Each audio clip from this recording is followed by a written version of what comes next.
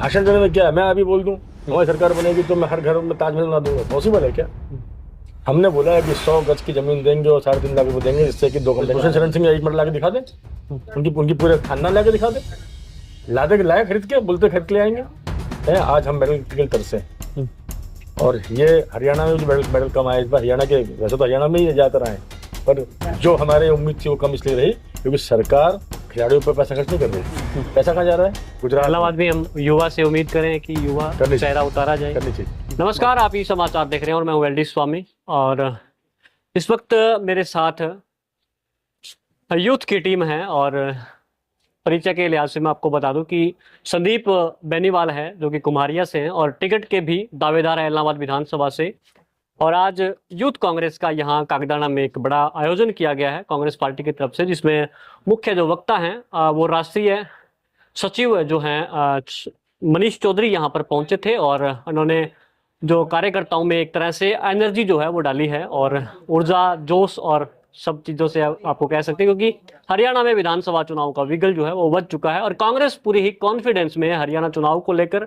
और कहीं कहीं तो लड्डू खिलाए जा रहे हैं कि भाजपा सरकार से जल्दी छुटकारा मिलेगा। एक महीने पहले जो आचार संहिता लगी है उससे कहीं ना कहीं कांग्रेस के कार्यकर्ताओं में खुशी की लहर भी है। हालांकि इस पर भी चर्चा करेंगे कि कांग्रेस पूरी तरह से तैयार है चुनाव लड़ने को लेकर, क्योंकि कई सारे ऐसे कार्यक्रम थे जो अभी तक पूरे हरियाणा में कवर नहीं हो पाए हैं, उसको लेकर भी चर्चा करेंगे। मेरे साथ मनोज जांदू हैं, ये भी युवा नेता हैं और इलाहाबाद से जो हैं टिकट के दावेदार हैं। 16 कुल इलाहाबाद से दावेदार हैं, उनमें से 2 चेहरे हमारे साथ हैं। संदीप चौधरी जी, मनीष चौधरी जी, स्वागत है आपका। नमस्कार सर। ई समाचार पर। तो कैसा है युवाओं में जोश पूरे हरियाणा में? पूरे युवा इस समय जोश से लबरेज हैं, क्योंकि उन्हें दिखाई दे रहा है कि जो दोनों ही भाई मेरे साथ बैठे हैं, 10 साल पहले ये उस पोजीशन में थी, सरकार क्या होती क्या नहीं थी, नए नए युवा थे।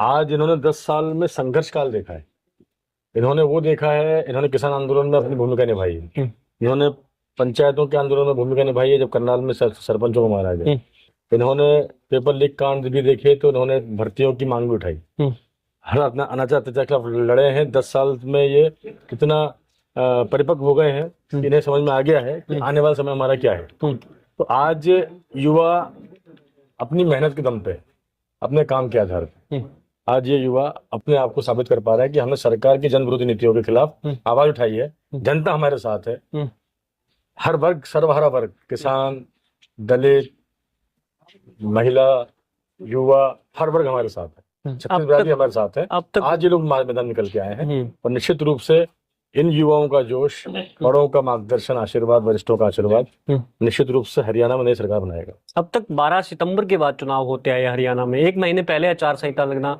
इसको 2 तरह से देखा जाता है। एक तो कांग्रेस के कार्यकर्ता कहीं ना कहीं खुशी बना रहे हैं कि भाजपा से जल्दी छुटकारा मिलेगा, और कहीं ना कहीं दूसरा परिदृश्य ये भी है कि मैनेजमेंट का समय नहीं मिल पाया अभी पूरे हरियाणा को कवर नहीं कर पाया। देखिए, आपने खुद ने ही बात बोल दी कि कांग्रेस के कार्यकर्ता खुशी मना रहे हैं, मतलब कांग्रेस का कार्यकर्ता तैयार बैठा है वोटिंग के लिए, जनता तैयार बैठी वोटिंग के लिए। अब सिर्फ दिन गिन रहे हैं, 1 अक्टूबर जल्दी से आए, अगले 44 दिन सबके दिमाग में बसे हुए हैं कि बस 44 दिन बाद हम संघर्ष के उस काले काल को खत्म करेंगे जिसने हरियाणा के इतिहास को मोड़ने का काम किया। बहन बेटियों पर अत्याचार हुए, हरियाणा की गोल्ड मेडलिस्ट बेटियों पर दिल्ली में अत्याचार हुआ, मुख्यमंत्री चुप बैठे, उसके बाद भी उनकी निष्ठा काम नहीं है, उनको मुख्यमंत्री पद से हटा दिया। हरियाणा का बजट इस बार अनदेखी कर दी, पूरा बिहार चला गया, हरियाणा के मुख्यमंत्री चुप बैठे, नायब सिंह सैनी साहब, केंद्रीय मंत्री खट्टर साहब चुप बैठे हैं। क्यों? क्या ये बजट गठबंधन की सरकार बचाने का था? बिल्कुल, कुर्सी बचाने का बजट था। मतलब आप देखिए, प्रधानमंत्री जी अपनी कुर्सी बचाने के लिए बिहार को पैसा दे रहे हैं, मुख्यमंत्री जी अपनी कुछ बचाने के लिए प्रधानमंत्री कुछ बोल नहीं पा रहे हैं। खट्टर साहब को मालूम है कि एक बार मुख्यमंत्री से हटा दिया है, अब यहाँ से बैठा देंगे, तो वो भी प्रधानमंत्री से कुछ नहीं बोलेगी, कोई पैकेज दे दो। मतलब अपनी कुर्सी बचाने के लिए जनता जाए कहीं भी, जनता का नुकसान हो जाए, जनता जाए भाड़ में। मतलब ये ऐसा हरियाणा नहीं देखा। हरियाणा तो वो देखा है जो अपने जोश से दिल्ली को हिला देता है, और आपकी बार ऐसा हो रहा है कि दिल्ली की आंख देख के हरियाणा का वैभव गिर रहा है। तो हरियाणा के वैभव को उठाने के लिए सारे बुजुर्ग युवा साथी तैयार बैठे हैं, और हरियाणा में सरकार कांग्रेस की बनेगी, और फिर जो हरियाणा का जो रुका हुआ विकास है वो पूरा होगा।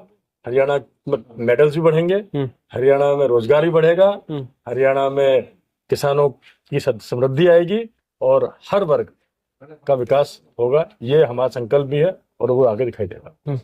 खट्टर सरकार के 9 साल में ऐसा चलता था कि ऐसा कोई वर्ग नहीं जिसने लाठियां ना खाई होगी, और पिछले 6 महीने में नायब सिंह सैनी ने जब से पदभार संभाला धड़ाधड़ घोषणाएं करे जा रहे हैं, तो क्या उस चीज को रिकवर कर पाएंगे वो? मैं आपसे पहले भी कह चुका हूँ कि घोषणा कर देना, मालूम है कि सर बोल तो दिया होगा होगा, नहीं होगा कोई बात नहीं, अरे भाई करके तो दिखाओ। घोषणा तो की थी 2 करोड़ युवाओं को प्रतिवर्ष रोजगार दूंगा, अच्छे दिन आने वाले हैं, 15 लाख रुपए अकाउंट में आएंगे, और जब पूछा तो क्या बोले? जुमला था। तो ये जुमले की सरकार है, ऊपर से नीचे तक एक ही सिस्टम बना हुआ है। नायब सिंह सैनी जी आश्चर्यचकित हैं, बड़े डिप्रेशन में हैं। ये चुनाव की घोषणा कैसे हो गई, क्योंकि जितनी झूठी घोषणा 400-500 करोड़ की करनी बाकी थी, नोटिफिकेशन जारी नहीं हुआ अभी तक उन घोषणाओं का, सरकारी सिर्फ नोटिफिकेशन बोला है। भाषण देने में क्या है, मैं अभी बोल दूं हमारी सरकार बनेगी तो मैं हर घर में ताजमहल बना दूंगा, पॉसिबल है क्या? हमने बोला है कि 100 गज की जमीन देंगे और 3.5 लाख रुपए देंगे, इससे कि 2 कमरे का मकान बनेगा। हमने बोला है कि 300 यूनिट बिजली का बिल माफ करेंगे। हमने बोला है कि 6,000 वृद्धा पेंशन होगी तो 8,500 और जो है महिला पेंशन होगी। हमने बोला है कि जनविरोधी पुलिस से मुक्ति दी जाएगी। हमने बोला है कि 2 लाख हरियाणवी युवाओं को रोजगार दिया जाएगा। हमारे संकल्प पत्र में है कि हरियाणा में पदक लाओ पदक पाओ की नीति को अपनाया जाएगा। हमारे संकल्प पत्र में है कि हम बीपीएल कार्डधारियों के लिए राशन कार्ड बनाएंगे और हम 500 रुपये में गैस का सिलेंडर देंगे। ये हमारे उसमें। आज रेसलर विनेश फोगाट बदल लोटी, उनका स्वागत करने के लिए दीपेंद्र सिंह हुड्डा पहुंचे। मुख्यमंत्री कहते हैं कि कांग्रेस से राजनीति कर रही है इस मामले में। आप इतिहास में जाइए, मेडल्स 2008 से हमारे देश में बढ़ोतरी में आए और सबसे ज्यादा हरियाणा से आए। वो सारे मेडलधारी, चाहे वो 2007 का आखिरी गेंदबाज जोगिंदर शर्मा हो, वो डीएसपी, सारे मेडलधारियों को पैसा भी मिला जो उनके लिए होना चाहिए था, योग्यता के आधार पर, और उनको पद भी मिला शासकीय सेवाओं में। और आज विनेश फोगाट जी तो हमारे देश का मस्तक है। विनेश फोगाट जी को आपने देखो, देश के हर व्यक्ति ने उनकी उस तस्वीर को शेयर किया जब दिल्ली में उनके साथ बदतमीजी पुलिस कर रही थी। दिल्ली की सड़कों पे वो बैठी हुई थी। जब तो बीजेपी को दर्द नहीं जागा, जब तो प्रधानमंत्री जी रोड पे नहीं आए।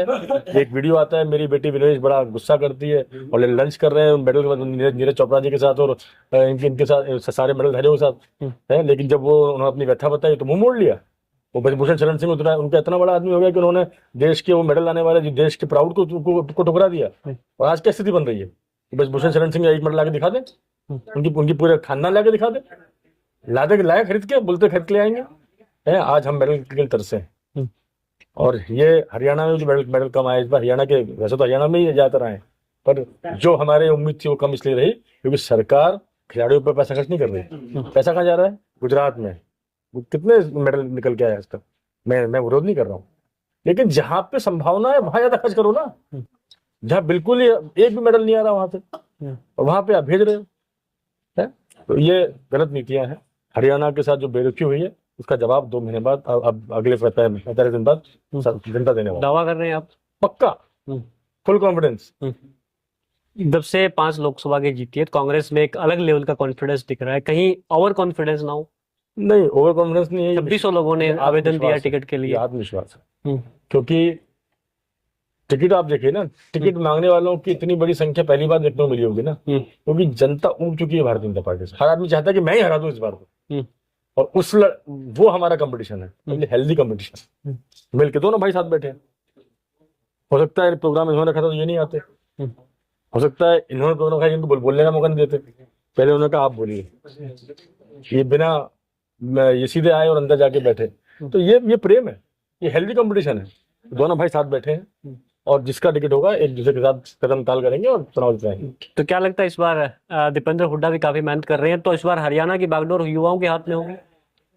देखिए, हरियाणा की बागडोर तो हमेशा युवाओं के पास ही रही है, चाहे खेल हो, चाहे सेना हो, चाहे राजनीति हो।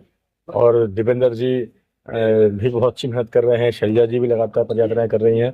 कांग्रेस पार्टी एक बहुत बड़ा संगठन है जहाँ पे विचारों का मंथन होता है और निर्णय हाईकमान करता है। लेकिन इस बार युवाओं का जोश और बड़ों का आशीर्वाद मिलकर सरकार बनाएगा। दीपेंद्र हुड्डा, भूपेंद्र सिंह हुड्डा, कुमारी शैलजा और रणदीप सिंह सुरजेवाला के हैंडल से फेक ट्वीट वायरल हो रहे हैं, जिसको गुटबाजी को बढ़ावा मिले, एक दूसरे पे भद्दर टिप्पणियां जैसे, ये फेक हैं एक तरह से। तो ये जो कर रहे हैं उनकी मानसिकता किस लेवल पे? बौखला गए ना, क्योंकि राहुल गांधी जी की इमेज को खराब करने के लिए हजारों लोगों को पेड रखा गया था कि बस आप ट्वीट करो और 5 रुपए लो, ट्वीट करो और 5 रुपए लो, मैसेज बनाओ और पैसे लो। वो राहुल गांधी जी की इमेज को खराब करने के लिए जो उन्होंने भाषण दिया था यूपी के अंदर कि नरेंद्र मोदी जी दावा तो ऐसा करते हैं कि मैं ऐसी मशीन लेके आऊंगा जो मैं एक तो से आलू डालूंगा सोना निकलेगी, ऐसे वो जुमले भरी बातें करते हैं। वो वीडियो बाद में वायरल हुआ। राहुल गांधी जी का वो स्पीच जो उनके वायनाड कार्यालय को तोड़फोड़ की गई थी, उसको अजमेरी घटना से जोड़ दिया। बाद में जी न्यूज को माफी मांगनी पड़ी। तो इनका तो काम है झूठ बोलो, जोर से बोलो, झट से बोलो, और ये करते हैं और पकड़े जाते हैं। क्योंकि अब शुरू में आईटी सेल का मिसयूज करके तो ये बन गए, लेकिन अब आईटी सेल का सदुपयोग कैसे करना है वो हम जानते हैं। तो हम उनके झूठ को का पर्दाफाश करते हैं, अपनी सच्चाई बताते हैं, और आज ये हर मोर्चे में फेल हो रहे हैं। आचार संहिता लग चुकी है, अभी टिकटों की लिस्ट आनी बाकी है, तो कैसे उम्मीद करें, आखिरी सवाल है मेरा, कैसे उम्मीद करें टिकटों का बंटवारा किस तरह से होगा? सर्वे के आधार पर सर्वे चल रहा है, केंद्रीय सर्वे हो रहा है, प्रदेश का सर्वे हो रहा है, कुछ प्राइवेट एजेंसियों करवाया, सबकी कंपाइल रिपोर्ट आएगी। 4-4, 5-5 एजेंसी सर्वे कर रही हैं। वो कंपाइल रिपोर्ट के आधार पर जो बेस्ट नाम होगा उसको आगे बढ़ाया जाएगा। कोटा हम यूथ कांग्रेस का कोटा क्लेम करेंगे 10%, क्योंकि हमें 10% का कोटा मिला था लोकसभा चुनाव में। तो निश्चित रूप से 10-11 सीटों पे हम क्लेम करेंगे, और हमारा अधिकार बनता है हमारे बड़ों से लड़ने का। लड़ेंगे और अपने अच्छे साथियों के लिए टिकट लेके आएंगे। इलाहाबाद में हम युवा से उम्मीद करें कि युवा चेहरा उतारा जाए। करनी चाहिए। बहुत बढ़िया। तो ये मेरे साथ मनीष चौधरी थे, राष्ट्रीय सचिव यूथ कांग्रेस के, और बड़ी बेबाकी से बात रखी और उन्होंने दावा किया है कि आने वाले 4 अक्टूबर को जो है वो बीजेपी हरियाणा से जा रही है और कांग्रेस भारी बहुमत के साथ आ रही है। दूसरी बड़ी बात उन्होंने कहा कि इस बार हरियाणा में राजनीति में युवाओं की बड़ी भागीदारी रहेगी, क्योंकि राष्ट्रीय महासचिव हैं यूथ कांग्रेस के, तो युवाओं की वकालत भी प्रखर रूप से कर रहे हैं। और मेरे साथ संदीप बेनीवाल भी थे, और जिनके अध्यक्षता में आज ये कार्यक्रम हुआ यूथ का, मनोज जांदू भी हैं, और दावा किया है कि इस बार जो है वो कांग्रेस बिल्कुल पूर्ण बहुमत से आ रही है और बीजेपी जो है वो जा रही है। और पिछले 10 साल में जो जनता हरियाणा की है वो पूरी तरह से इस राज से ऊब चुकी है, और ऐसा कोई व्यक्ति नहीं, ऐसा कोई वर्ग नहीं जिस पर इस बीजेपी सरकार ने लाठियां न भांजी हो, ये भी उन्होंने कहा। वीडियो आप ही समाचार पर देख रहे थे, मैं हूं LD स्वामी, धन्यवाद।